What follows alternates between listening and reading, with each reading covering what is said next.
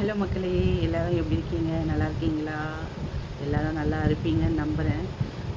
இந்த வீடியோ எதுக்காக அப்படின்னா, துபாய்க்கு வந்ததுக்கப்புறம் எனக்கு நடந்த ஒரு பாசிட்டிவான ஒரு விஷயத்தை ஷேர் பண்ணணும் அப்படின்றதுக்காக தான் இந்த வீடியோ. ஸோ யாராவது ஃபஸ்ட் டைம் என்னோடய வீடியோ பார்க்குறதுனா மறக்காமல் சப்ஸ்கிரைப் பண்ணிவிட்டு பாருங்கள். பெல் ஐக்கானை கிளிக் பண்ணிக்கோங்க. அப்போ தான் என்னோடய வீடியோஸ் நான் ஷேர் பண்ணுறது எல்லாமே உங்களுக்கு நோட்டிஃபிகேஷனில் காட்டும். இப்போது வந்து என்னோடய ஹெல்த் இஷ்யூஸ் ஒரு 4 to 5 இயர்ஸாக நான் பாதிக்கப்பட்டதுலேருந்து எப்படி இதுலேருந்து நான் வெளியில் வந்தேன் அப்படின்றதுக்கான வீடியோ தான் இது. ஸோ இதை முழுசாக பாருங்கள், எனக்கு கேளுங்க. எந்த ஒரு விஷயத்தையும் நம்ம பாசிட்டிவாக நினச்சா அது சக்ஸஸ் ஆகும். அண்ட் தென் நமக்குள்ளே ஒரு கான்ஃபிடென்ட் இருந்தால் கண்டிப்பாக அதுலேருந்து நம்ம நல்லா ஆகிடுவோன்ற நம்பிக்கை தான் இந்த வீடியோவில் சொல்கிறப்ப ஒரு முக்கியமான காரணமாக நான் நினைக்கிறேன். 2020 கொரோனா டைமில் நான் வந்து எல்லாரும் பயந்த மாதிரி நானும் ஒரு பேனிக் ஆகிட்டு பயந்து, அதுக்கப்புறம் கன்சீவாக இருந்து குழந்த பிறந்துட்டா என்னோட 2வது பொண்ணு.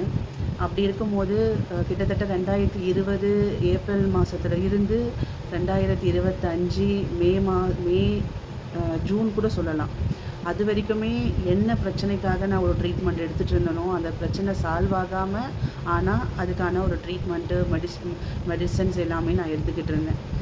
இதுலேருந்து ஒரு ஹோப் என்னென்னா, ஒரு நம்பிக்கையை மட்டும் நான் விடவே இல்லைங்க. எல்லாரும் நான் என்னோடய இஷ்யூவை சொல்லும் போது என்னை சுற்றி இருந்த எல்லாரும் சொன்ன ஒரே ஒரு வார்த்தை என்னென்னா, நீங்கள் எடுத்துகிட்டு இருக்க மாத்திரையை விட்டுட்டு நீங்கள் வந்து மெடிடேஷன்ஸ், யோகா இல்லை வேறு ஏதாவது ட்ரை பண்ணலாம் அப்படின்னு சொன்னாங்க. நான் ஒரே ஒரு விஷயம் மட்டும் நம்பிக்கையாகவே இருந்தேன். என்னென்னா, நம்ம எடுத்துகிட்டு இருக்க மெடிசன் கண்டினியூ பண்ணலாம், எவ்வளோ தூரம் லைஃப் போட்டோம் அப்படின்ற ஒரு நம்பிக்கையில் தான் நான் இருந்தேன். எனக்கு ஃபுல் சப்போர்ட் என் ஹஸ்பண்டும் எனக்கு ரொம்பவே சப்போர்ட்டாக இருந்தார். அதே மாதிரி தான் நான் எடுத்துக்கிட்டு இருந்த மெடிசனும் எனக்கு ஒர்க் அவுட் ஆச்சு. சம்டைம்ஸ் வந்து ஒரு வேலையும் பண்ண முடியாமல் எதுவுமே இல்லைடா அப்படின்னு நினச்சிட்டு இருக்கும்போது தான் எனக்கு துபாயில் நாங்கள் வந்து டாக்டர்ஸை சர்ச் பண்ணும்போது எனக்கு வந்து ஒரு அப்போலோ கிளினிக் இங்கே துபாயில் நாங்கள் தங்கிட்டு இருக்க இடத்துல ஒரு கிளினிக்கில் எனக்கு வந்து ஒரு டாக்டர் மேடம் அறிமுகமானாங்க. அவங்கக்கிட்ட போயிட்டு என்னோடய ஹெல்த் இஷ்யூஸு என்னென்னா வந்து உடம்புல நடந்துட்டுருக்குன்ற பிரச்சனையை ஜூன் மாதத்துலேருந்து நாங்கள் அவங்கள விசிட் பண்ணிகிட்ருக்கோம். ஒவ்வொரு டைமும் அவங்க நான் சொல்கிற விஷயத்த ரொம்ப கேர்ஃபுல்லாக ஹேண்டில் பண்ணி, அவங்க கொடுக்குற மெடிடேஷன்ஸை நான் கரெக்டாக ஃபாலோ பண்ணி ஒரு கரெக்டான ஒரு டைமை ஃபாலோ பண்ணதுனால எனக்கு ரொம்ப பெரிய ரிசல்ட் கிடச்சிருக்கு. உண்மையாகவே சொல்கிறேன், கடவுள் ஏதோ ஒரு நல்ல விஷயத்துக்காக என்னை இங்கே வந்து, அதாவது துபாயிற்கு நான் வந்த விஷயம் வேறு, இங்கே வந்தது எனக்கு ரொம்ப ரொம்ப ரொம்ப ரொம்ப ரொம்ப பிளெஸ்ஸிங்காக இருக்குது.